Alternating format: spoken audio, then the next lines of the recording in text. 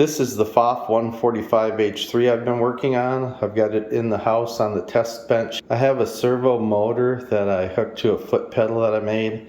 That way I can test these and do the oiling and greasing in the house. This is the one I was working on yesterday. You can see the stitches there. So I'm going to just get this off the test bench and get it out to the garage on an industrial table. You can see here I've got the Pfaff 145H3 set into the industrial table.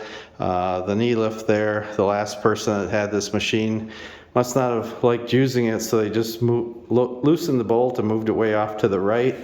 This machine is really simple. It just sets into the table, and there's a few hinges in the back there I hope you can see, and that little kickstand there in the back so you can tip the machine back to oil the bottom. Let's come around this side. I put a 42-inch belt on this machine, but you got to bear in mind I have a 4-inch pulley under here, so the length of your belt may be different. There's 3 screws that you can loosen on the outer part of the motor. One's right here. I already loosened that one. And then if you go to the back, you're going to see 2 more back here. All you need to do is loosen those up a little bit, and this whole mechanism right here is going to move independently of the motor. So I'm just going to bump that back like this, and this just rotates on this area. It doesn't change the distance of the pulley from the machine. Okay, I like the way the linkage is coming up now a lot better. I think it'll engage, it'll engage and release a lot easier. So now you just got to go back, tighten these 3.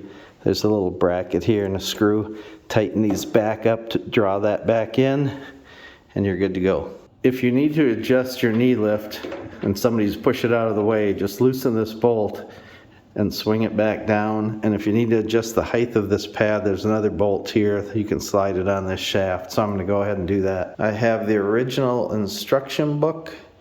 There is a receipt, some needles. People like to name the machines. I covered up the address and the last name, but the guy that had this before, he was named Harry, so we can call the machine Harry if you want to.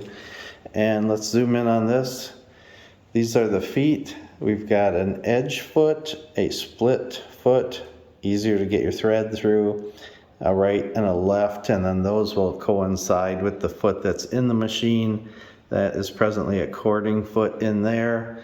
We have the bobbins that come with it. You can buy those pre-wound bobbins if you use a lot of the same color thread. Some people do that. I thought I'd just go ahead and put a bobbin in here to show you the bobbin winder. Pretty simple. You put the bobbin on, you run your thread through this would be coming from here. You'd have a cone up here.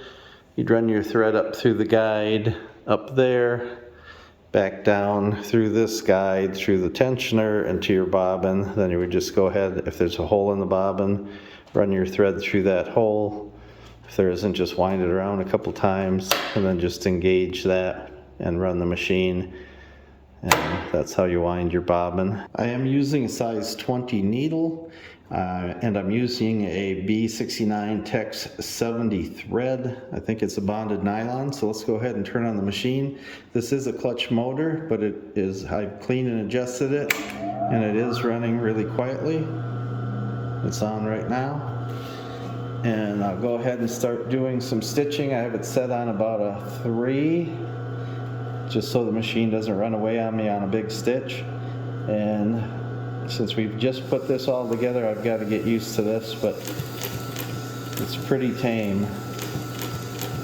After cleaning and adjusting the motor, I can go this slowly without a problem.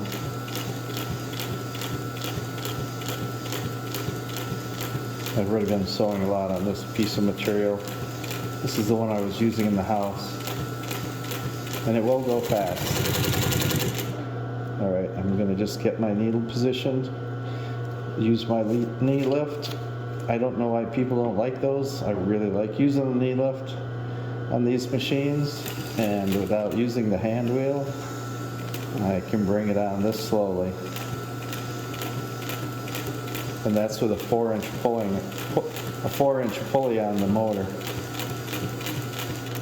Okay, let's run it in reverse. We'll just hold this lever up and back and forward.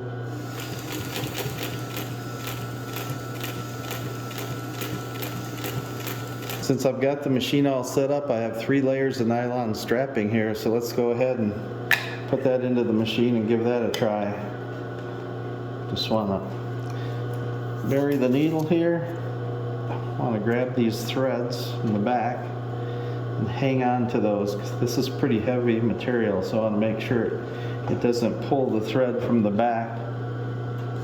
And then I'm just going to get a few stitches off, and then we don't have to worry about those threads pulling anymore, and I can just run.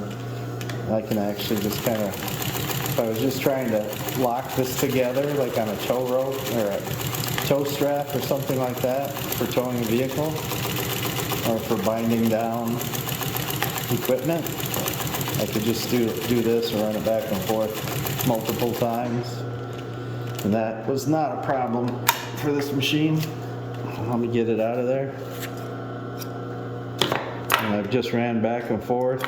I've got black thread in the bobbin, so you don't even see the stitches here. They blended right into the fabric, but it's definitely, it's together. It's not going anywhere. All right, as always, thanks for watching. See ya.